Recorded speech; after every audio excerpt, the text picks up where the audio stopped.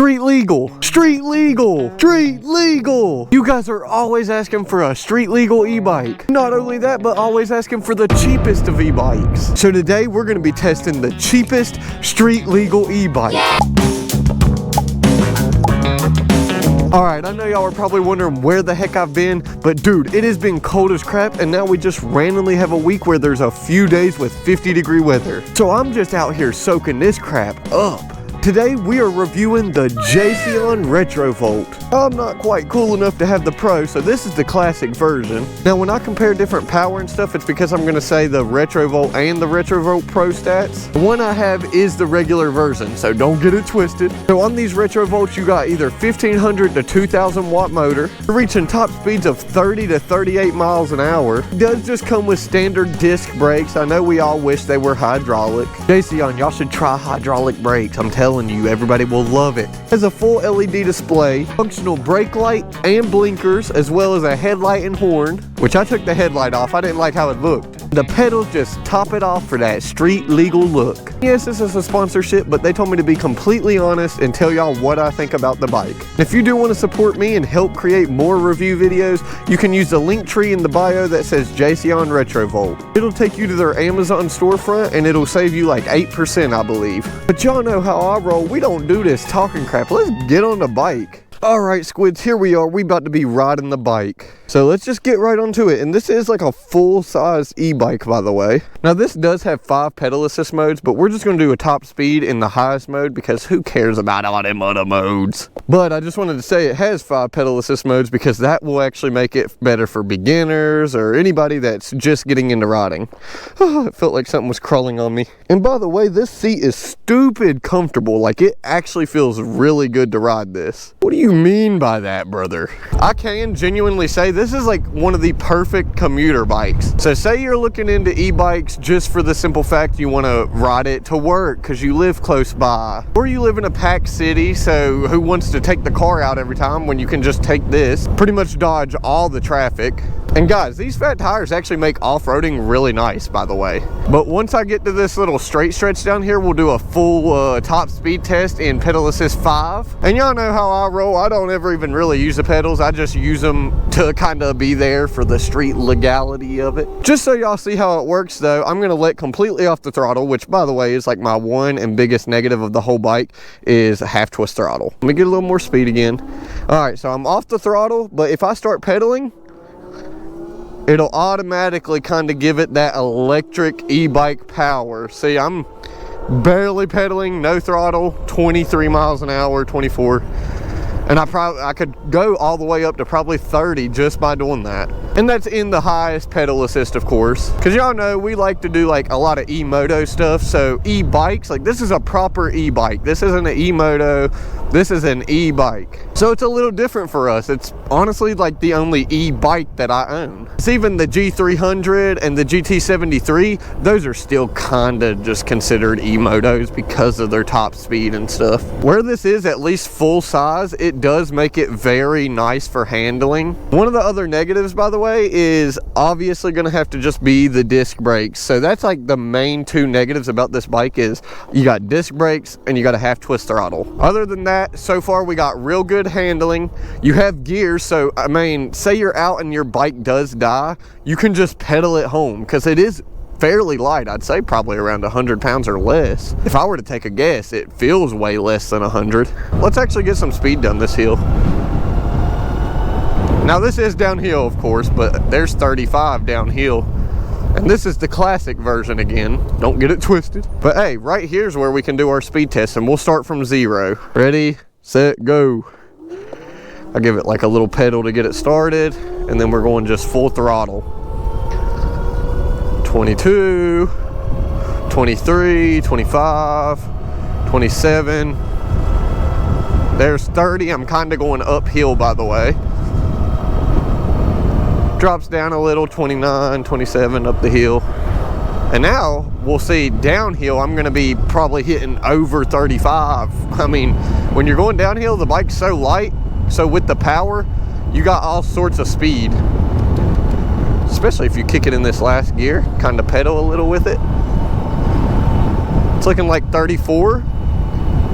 When the the actual top speed that they claim is only 30, so downhill you're hitting 34, 35. Not bad at all for what it is. But on to another topic that I just know y'all are probably sitting here like fiending for. Does it wheelie? Does it wheelie? Yes, it wheelies.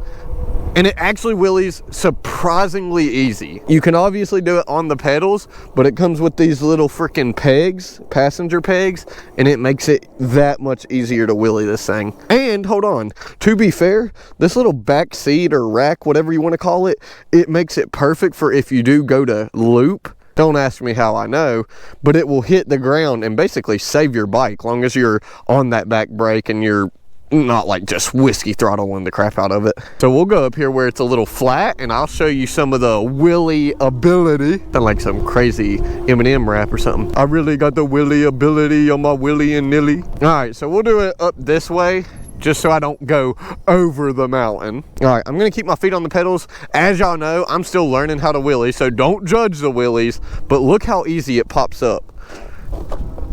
Oh, see what I'm saying? Now, if you're just riding, like I can go right here, I can go full pedal assist 5 and straight pin the throttle. It's not going to happen to a beginner. You're not going to just loop this bike. It's not that powerful. But it does have surprisingly really good suspension. Like all I got to do is give it a little pop like that and it will come right up. I'm going to stand on these pegs this time and try to see what kind of wheelie I can actually get out of this, even though I just suck at wheelies. And one thing I do say, other than the hydraulic brakes, it would be nice to have like a little bit smaller of a brake, like a 1-finger lever or something, because it does kind of get in my way. Like I can't hit the brake because it hits my knuckles. And look how easy it comes up. I'm not even barely gonna pop I'm just gonna push down on the front and it'll instantly come up. Look at that. That's insane. For something that's like $700, 800 bucks. I don't know the exact price, but I know it's under $1,000 and pretty decently under it. Now, I wish I could actually wheelie to put this thing to the real test, but I know if you know what you're doing. Oh, okay, before I end up breaking my wrist before riding season again, like last year, we're gonna quit, but I'm just gonna tell you, this thing wheelies and it does it very easy, to be honest. If you live in a place like me, it does lose a little bit of power going up the hills, but that's kind of to be expected from a bike of this caliber. Like the price range, the build quality is really good, and you know, to be honest, where I actually weld at work, the welds look kind of good. They're certified. I can say this bike delivers power very smoothly. If you go from hub motor to mid-drive, you'll kind of feel it. It's something about the hub motors. Yeah, people hate on hub motors, but it feels more smooth on acceleration.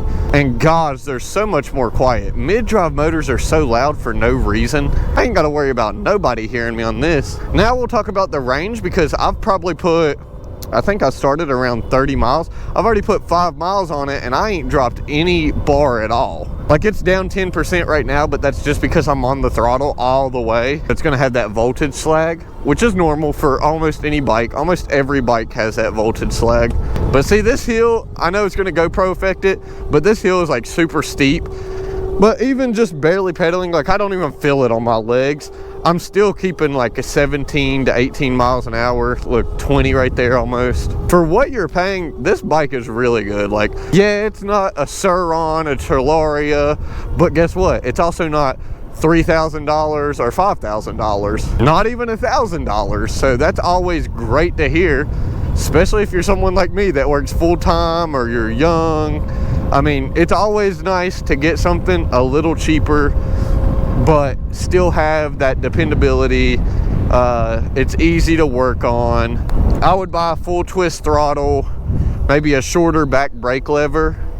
And by the way, I did have to swap the brakes, but where it's disc brakes, it's so easy. I just unscrewed them and put them in the other brake lever. I do really like the fat tires though. It makes it really comfortable. I'm actually kind of curious what the Retrovolt Pro would feel like, because for something that, like I said, is anywhere from like $700 to $900, depending on if there's sales, if you use a code. Like if you just click on my link and buy it, I think it takes like 8% off just from clicking my link. Again though, for the price, This is a solid bike. What people like to do though is they want something cheap and then they try comparing it to a Sur-Ron or a Stark Varg, or they compare it to the best of the best and they're like, this sucks. But this bike isn't bad at all. I've already put 40 miles on it just riding around testing it before I made this video, make sure everything checked out before I hopped on and it just fell apart. Within the 40 miles I put on it, zero issues at all. The assembly is very easy on this one. I think I had to put on the front tire and the handlebars. That's pretty much it. Here, we can do a little off-road test right here. What you think about it? Yeah, it's really bouncy, but where it's got such a thick seat and it's got those big tires, it's very manageable to ride off-road. Like, golly, look at that. I bounced from whoop, whoop, whoop. Like, it be bouncing you, bro. Look at that. That's crazy. Bouncing on it. Crazy style. We're gonna keep it completely honest. For a bike under $1,000, built more for commuting, not really stunning, but you can stunt on it actually fairly easy.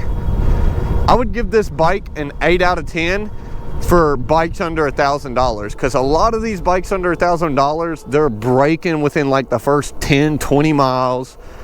This one seems to have given me no problems. All in all, for the price, I think this is a really good option if you're looking for a budget e-bike, especially if you're looking for something just to ride around with your friends. You're not really like worried about wheelies, but again, it's very good at wheelies. I think if you tweak just a couple things here and there, this could be one of the best like beginner stunt bikes, just because of the fact it pops up so easy. You got wider tires, which gives you a little bit more balance point.